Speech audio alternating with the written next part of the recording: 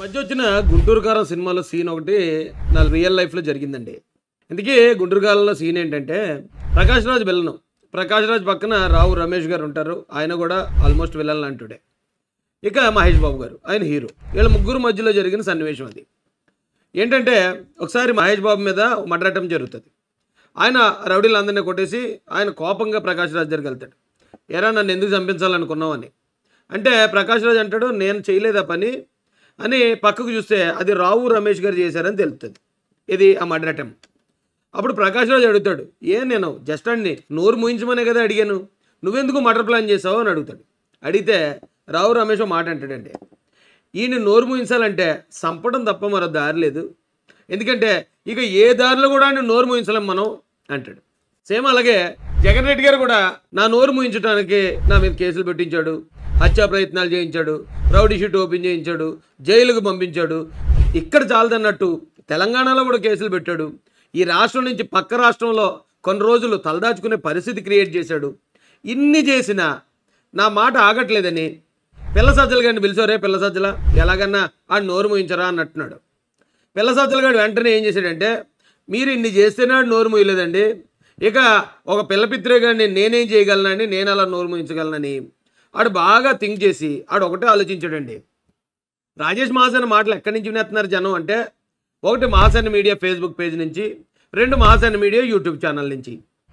జనానికి రాజేష్ మహాసేన మాట వినబడకుండా చేసేద్దాం కాబట్టి ఈ ఫేస్బుక్ మీద యూట్యూబ్ మీద రిపోర్ట్లు ఇచ్చో, స్ట్రైకులు కొట్టించో, సంథింగ్ ఏదైనా చేసి ఈ రెండు ప్లాట్ఫామ్లని, ఆ ఫేస్బుక్ మహాసేన మీడియా పేజ్ని, యూట్యూబ్ మహాసేన మీడియా ఛానల్ని రెండింటిని క్లోజ్ చేయించడానికి ప్లాన్ చేసాడండి. మమ్మల్ని ఇదిగా ఇబ్బంది పడినటువంటి సరిపోయిన రాజేష్ గారు కదన్నా ఒక డిస్ట్రిక్ట్ యొక్క కలుసైన ఒక్క నిమిషం వాడి మీద కలుసైన చేసి వాడి అరాచకాన్ని అరికట్టమని మీకు హృదయపూర్వక కోరుకుంటున్న దీని మీద కంపల్సరీ ఒక దృష్టి సాధిస్తారు. వారి ఆగడాలు ఇంకా అరాచకమైపోతున్నాయి. ఆ ప్లాన్లో భాగంగానే టీవీ9 అంటే చిన్న ఛానల్ అండి, అలాంటి టీవీ9తో ఈ పేజీల మీద స్ట్రైక్ కొట్టించాడు. స్ట్రైక్ అంటే చాలామందికి తెలీదు. ఇప్పుడు ఓ టీవీ9 వీడియో ఉందండి, ఆ వీడియో తెచ్చి నేను మహాసేన మీడియా ఛానల్లో వేసాను అనుకో, టీవీ9 వాళ్ళు ఏం చేయాలి అంటే, టీవీ9 వాళ్ళకి 3 ఆప్షన్లు ఉంటాయి. ఒకటి ఆడు రిపోర్ట్ ఇస్తాడు యూట్యూబ్ వాళ్ళకి, యూట్యూబ్ వాడు అడుగుతాడు ఏం చేయమంటావు, ఆ పెట్టిన దగ్గర మీ వీడియో పెట్టింది తీసేయమంటావా, లేదా ఆ వీడియో మీద వచ్చిన రెవెన్యూ 10 రూపాయలు 100 రూపాయలు అది టీవీ9కి ఇచ్చేయమంటావా, 3 అసలు ఆ ఛానల్నే లేపేయమంటావా అని అడుగుతాడు. అడిగితే వీళ్ళ ఆప్షన్లు జనరల్గా వేరే వాళ్ళు అయితే ఏం చేస్తారంటే, మా మ్యూజిక్ తీసేయమనండి అంటారు చాలామంది. మరికొంతమంది ఏమంటారంటే, ఒకవేళ ఆ మ్యూజిక్ ఉంచుకునేవ్వండి, దాని మీద వచ్చే డబ్బులు మా టీవీ9కి ఇచ్చేయమనండి అంటారు. కానీ టీవీ9 వాళ్ళు ఏమన్నారు తెలుసండి, అసలు ఆ ఛానలే ఉండకూడదు, మహాసేన మీడియా ఛానల్నే క్లోజ్ చేసేయండి అని స్ట్రైక్ కొట్టారు డైరెక్ట్గా యూట్యూబ్ హెడ్ ఆఫీస్కి. కొద్దిగా మిస్ అయింది అక్కడ, లేకపోతే ఛానల్ ఆ రోజున ఎగిరిపోను. పిల్ల సజ్జల గడి ప్లాన్ జస్ట్ మిస్ అయిందండి అక్కడ. అందుకని ఈడేం చేశాడంటే, ఇప్పుడు యూట్యూబ్లో రోజుకు ఒక 5 లక్షలు 10 లక్షలు 20 లక్షల మంది చూసేవారు. ఇప్పుడు వీళ్ళు చేసిన ఈ పనుల వల్ల ఈ స్ట్రైక్ కొట్టడం, రిపోర్ట్లు కొట్టించడం, పైగా 1 మంత్ నేను ఈ ఛానల్కి దూరంగా పక్క రాష్ట్రంలో ఉండాల్సి రావటం.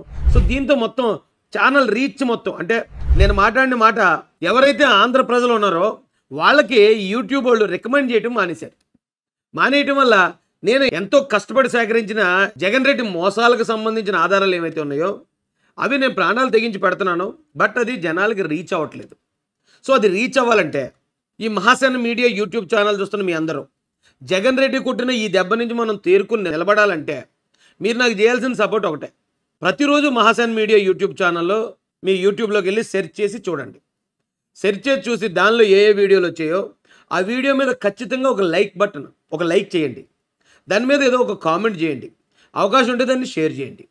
ఇలా చేయటం వల్ల జగన్ రెడ్డి కొట్టిన దెబ్బ నుంచి, పిల్ల సజ్జలగాడు కొట్టిన దెబ్బ నుంచి మనం తేరుకుని నిలబడగలం. లేదంటే మనం ఇంత కష్టపడి సేకరించిన ఇన్ఫర్మేషన్ ప్రజలందరికీ చేరకుండా అడ్డుపడుతున్నారు వీళ్ళు. సేమ్ అలాగే ఫేస్బుక్లో ఉన్న మహాసేన మీడియాలో ఏదైనా ఒక వీడియో పెడితే మినిమం 2 లక్షల నుంచి మ్యాక్సిమం 1 మిలియన్ 2 మిలియన్ చూసేవారు. అందుకని పిల్ల సజ్జలగాడు ఏం చేయించాడంటే, వేరే కంట్రీస్ నుంచి లైక్ దుబాయ్ నుంచి, ఆస్ట్రేలియా నుంచి, అమెరికా నుంచి దాని మీద కంటిన్యూగా రిపోర్ట్లు. నేను ఏదైనా ఒక వీడియో పెట్టినంటే 200-300 మంది ఒకేసారి ఆ వీడియో మీద రిపోర్ట్ చేస్తున్నారు. అది తప్పుడు కంటెంట్ అని, లేకపోతే లేనిపోయిన దుష్ప్రచారం చేస్తున్నానని ఏదో ఒక రిపోర్ట్ దాని మీద ఆ వీడియో మీద చేస్తున్నారు. యూట్యూబ్ వాళ్ళకేమో తెలుగు రాదు. ఓహో 200-300 మంది చెప్తున్నారు కాబట్టి ఇది కరెక్ట్ కాదేమో అని దాన్ని ప్రజలకు రీచ్ చేయకుండా ఆపేస్తున్నారు.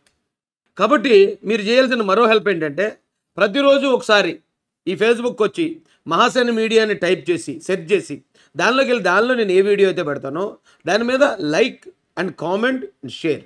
ఎప్పుడైతే లైక్స్ ఎక్కువ ఉన్నాయో ఆ ఫేస్బుక్ కోడికి కూడా నేను మాట్లాడిన తెలుగు అర్థం కాకపోయినా దాని మీద ఎక్కువ లైక్స్ ఉన్నాయనుకోండి, జనరల్గా ఇంతకుముందు ఒక వీడియో పెడితే 20,000 30,000 లైక్స్ ఉండేవి దాని మీద. సో ఇప్పుడు ఈ రిపోర్ట్లన్నీ వైసీపీ వాళ్ళు కొట్టించడం వల్ల ఫేస్బుక్ కూడా ఈ వీడియోని జనాలకి ఎక్కువ మందికి రీచ్ అవ్వకుండా ఆపేస్తున్నాడు. కాబట్టి మీరు ఫేస్బుక్లోకి వెళ్ళి సెర్చ్ చేసి మహాసేన మీడియాని ఏదైతే వీడియో ఉందో ఆ వీడియో దగ్గరికి వెళ్ళి ఎక్కువ లైక్స్ చేయడం ద్వారా ఫేస్బుక్ కూడా అర్థమవుతుంది, ఇంతమంది లైక్ చేశారంటే ఈ కంటెంట్ మంచిదై ఉంటుంది, ఇది ప్రజలకు హాని కలిగించేది అయ్యి ఉండదు, ఆ భాష ఆడికి అర్థం కాకపోయినా ఈ లైక్స్ చెప్తే ఆడికి, అలాగే పాజిటివ్ కామెంట్స్ చెప్తాయి, షేర్ చేస్తే ఇంతమంది షేర్ చేశారంటే ఇది కరెక్ట్ అయి ఉంటుందనే ఉద్దేశంతో ఈ పిల్ల సజ్జలగాడు అండ్ బ్యాచ్ పేటీఎం బ్యాచ్ ఏదైతే రిపోర్ట్లు కొడుతున్నారో ఈ రిపోర్ట్లు వాడికి కన్సిడర్ చేయకుండా మనం తీసుకొచ్చే ఆధారాలు, మనం బయటపెట్టే ఆధారాలన్నీ ప్రజలకు రీచ్ అయ్యే విధంగా ఫేస్బుక్ ఆల్గరిథం కూడా చేస్తుంది. నాకు ఈ పరిస్థితి ఈరోజు కొత్త కాదు. స్టార్టింగ్ నేను పోరాటం చేసేటప్పుడు రాజేష్ సరిపల్ అని ఫేస్బుక్ అకౌంట్ ఉండేది. ఆ ఫేస్బుక్ పేజ్ బాగా రీచ్ అవుతుంది అనేటప్పటికి విజయవాడ నుంచి ఎవడో ఒక నేను ఫేస్బుక్ మేనేజర్ అండి అని పరిచయం చేసుకున్నాడు, నాతో పరిచయం పెంచుకున్నాడు.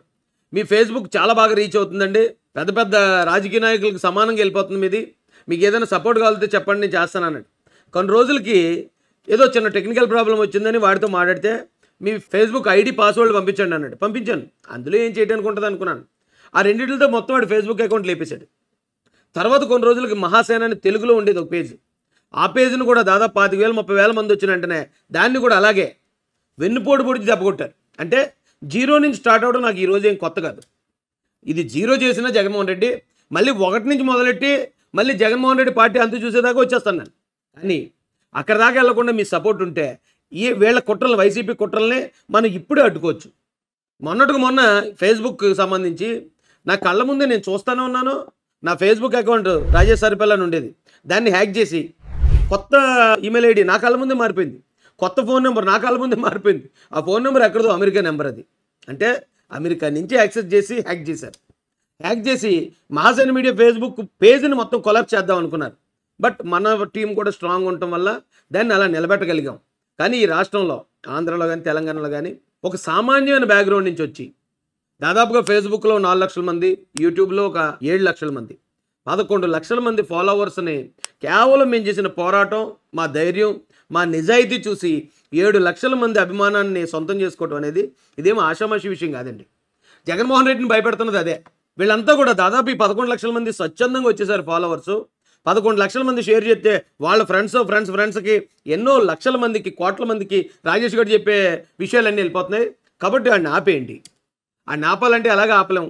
కేసులకు భయపడలేదు, హత్యా ప్రయత్నాలకు భయపడలేదు, జైలుకి భయపడలేదు. కాబట్టి ఈ ప్లాట్ఫామ్స్ ఏమైతే ఉన్నాయో మీడియా, సోషల్ మీడియా ప్లాట్ఫామ్స్, వాటి మీద దెబ్బ కొట్టండి అని జగన్ రెడ్డి ఇన్స్ట్రక్షన్స్ అనుకుంటండి. తద్వారా ఈ పిల్ల సద్దలు గడి చేసే పని ఇది. కాబట్టి మీకు ఇచ్చే రిక్వెస్ట్ ఒకటే, ఫేస్బుక్లో మహాసేన మీడియా పేజ్, యూట్యూబ్లో మహాసేన మీడియా ఛానల్ ప్రతిరోజు ఒకసారైనా మీరు సెర్చ్లోకి వెళ్ళి సెర్చ్ చేసి ఆ రోజు ఆ పేజ్ నుంచి, ఆ ఛానల్ నుంచి వచ్చిన వీడియోల్ని లైక్ చేసి, కామెంట్ చేసి, షేర్ చేయండి. ఈ ఒక్క సహాయం మీరు చేస్తే జగన్మోహన్ రెడ్డికి చుక్కలు ఎలాగుంటాయో నేను చూపిస్తాను.